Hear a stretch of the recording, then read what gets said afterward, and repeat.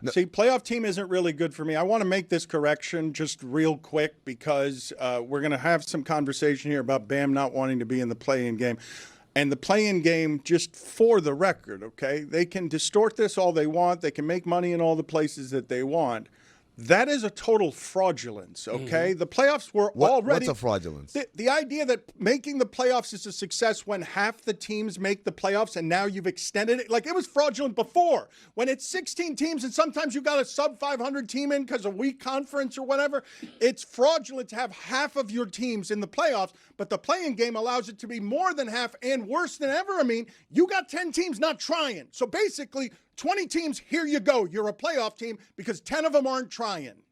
I would say that you are not only a prisoner of the moment, you are Al Capone and Alcatraz of the moment. Typically, what we've seen in this play-in era is teams 11 and sometimes even 12 are still actively trying to get into that play-in because the play-in gives you an opportunity to extend your season, as we saw with Miami a few years ago. So typically what we've had is more engagement in this part of the calendar. This year is an anomaly because of several things, not the least of which we have an incredible draft class, and so there's a bunch of teams that are like, yeah, I don't really care as much of having a chance to extend my season if I have a chance to get one of these generational talents. Well, to Dan's point, if you're a play-in team, you should be embarrassed to call yourself a playoff team. You're not.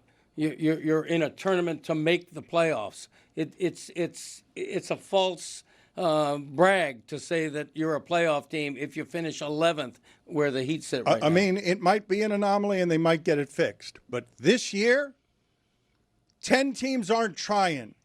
That's this year.